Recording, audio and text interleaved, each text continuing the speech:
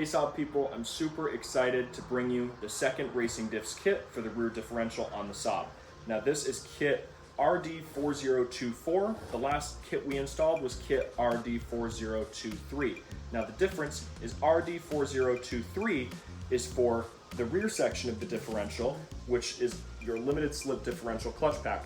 Now this is only on vehicles with the ELSD rear differential like the Saab Turbo X or 2009 Plus models with that trim.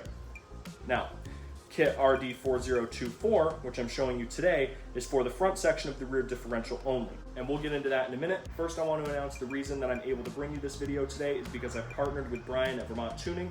He gave me one of these kits to do an unbox and install so I could make this video for you guys and test them. And if Brian approves of them, he is likely going to list them on his website for sale. So I'll link Vermont Tuning in the bottom of the video. Let's get into a little bit more about this kit. This is a rear differential for a Saab. It is quite disassembled. It's just an extra one that I had on the shelf that needs some repairs. So this right here is the front section that we'll have to take apart in order to install kit RD4024 for both the ELSD and the regular limited slip differential. So let's get into the unboxing on this kit.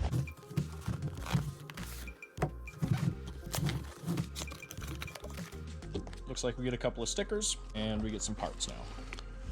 So here we have a brand new front seal.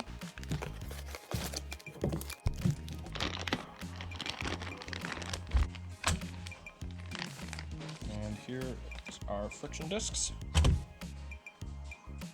So these right here are the friction discs themselves. Looks like we get 8 friction discs. Looks like they give us 6 regular thickness plates and 1 very thin plate. So let's go ahead and get into our measurements. This right here is a basket assembly from a regular limited slip differential that should have all the measurements that we need. However, I will take measurements again once we pull apart the rear differential on the electronic limited slip one that's currently in my car. This top plate, now we don't want to mix these up at all for sake of measurement. So we'll go like this. These are having a really hard time coming out because it's literally just straight mud coming out of these. Here. Take a look at all the sludge that's coming out of this. That right there is why it's important to stay on your service intervals. We have our cleaned up stack right here and take our measurements. This is a micrometer I just got from Harbor Freight. Let me hold them even all the way around like this. Let's try that again.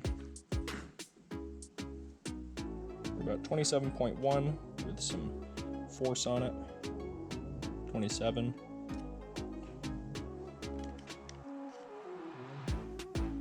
27.1. So, in order to install this kit, I'm not going to remove the whole rear diff because I've already done the side. So, we're going to remove the 6 bolts on the back of the drive shaft, 2 bolts that hold the rear differential up on the rear subframe here and here. Then we're going to gently lower these 2 bolts here and here. Now before we do any of this, we need to disconnect our electronics. It's best practice to remove your negative battery cable so we don't get any strange codes.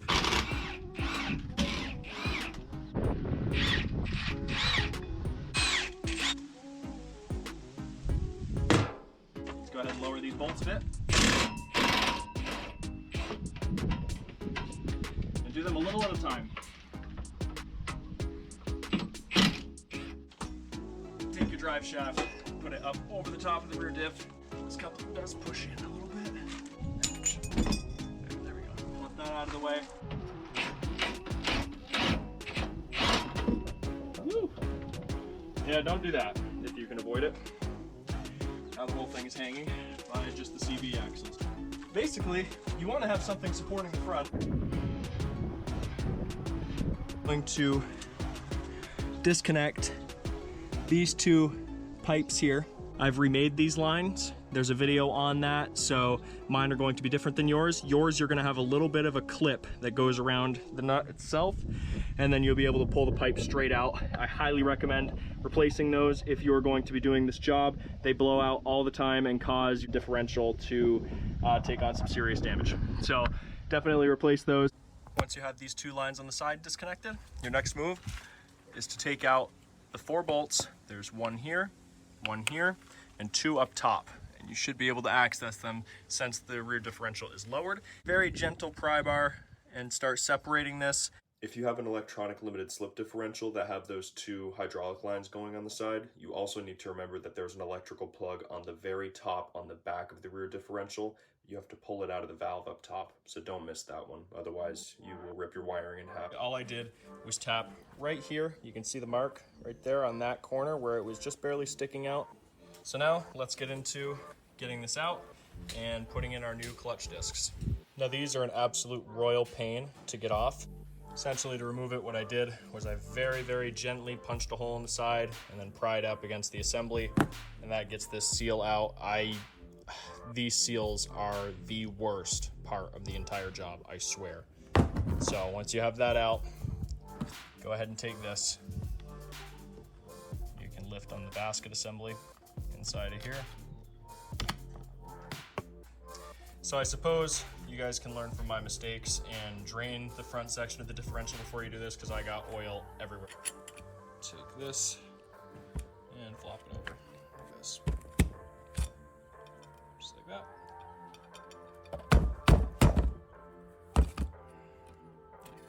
It's very typical of the last friction disc and last top plate to have a really hard time coming out. So just go ahead and grab a pick and dig that bottom piece out. Before installing the friction discs, you need to make sure that you take the new friction discs and soak them in Haldex oil for about an hour. Next, you need to remove the coupling. Where your drive shaft connects, there's a 24mm nut on the inside. You have to stick a chisel through. There's a hole with no threads. Stick it through there to get it to stop spinning. Then go ahead and buzz the nut off. And after you've done that, use a 3-jaw puller and take off the coupling, just like this. And after taking this off, I gave it a spin and found that there's actually a bad bearing where this shaft is held on.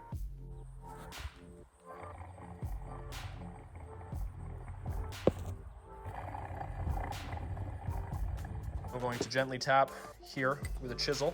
To replace the bearing that the shaft sits in, we need to remove this seal right here, so just go ahead and take a regular pry bar. You can pull that out pretty easy. I missed getting it on camera, but behind this seal is a retaining clip that you'll have to remove using special pliers. Next, take a socket and extension right here, and you can hammer out the bearing, just like that. Now these bearings, you can actually take them down to the auto parts store, and you can buy them for about $3 to $4 a piece, and they will come with a rubber coating, just like this, but you can go ahead and use a pick to take that out. Next, take a large size socket that's about the same size as the outside diameter of the bearing, and go ahead and hammer it in until you can get that snap ring in place. Here's the sound of the new bearing put in. We're also going to put in our new front prop seal using an 1 5/8 right here, and we're going to gently tab it down nice and flat.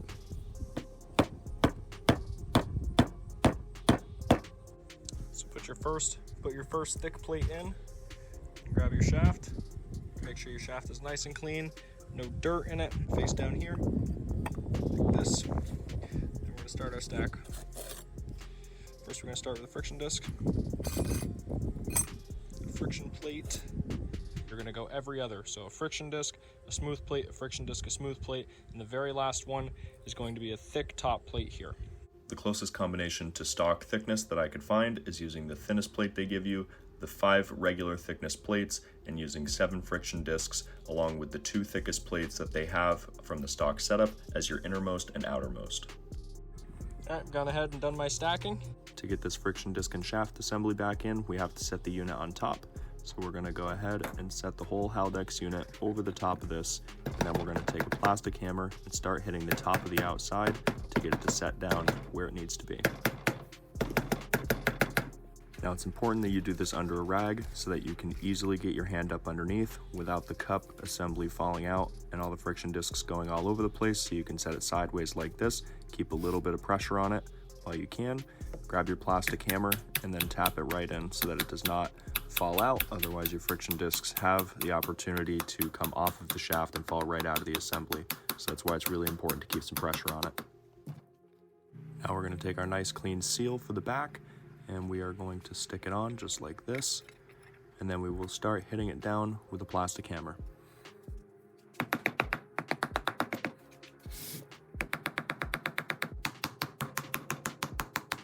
Now we can throw the coupling back on for the drive shaft, and we can put the nut back on, tighten it down to 74 foot-pounds of torque. We'll go ahead and stick a punch through. There's a hole with no threads to mess up, so we'll go ahead and put it through there so it doesn't spin.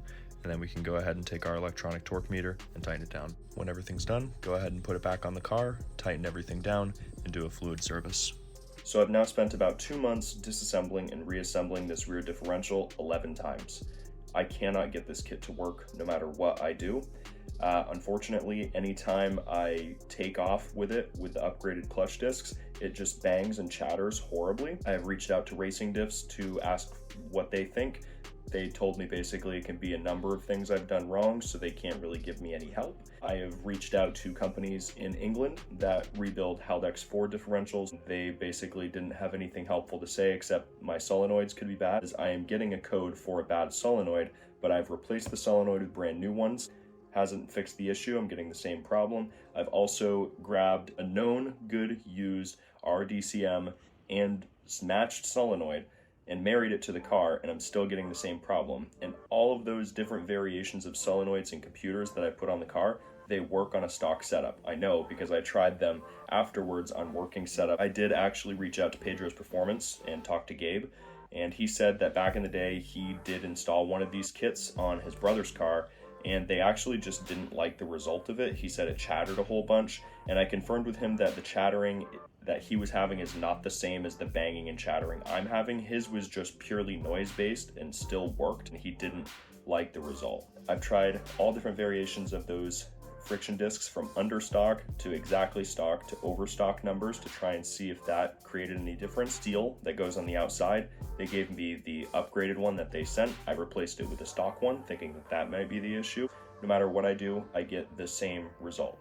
The only thing I can think of is that I didn't peen the outside of the cup assembly that the friction discs are sitting in. They do those on the Audi Volkswagen version, but the Saab ones, when I took it apart, didn't have any peening marks, and if you turned them upside down, friction discs and plates would fall right out, so I didn't think anything of it. I'm quite disappointed because those of you that have been watching my videos or are subscribed to me and you know me pretty well, I pretty much show a process all the way through until it's figured out or completely done.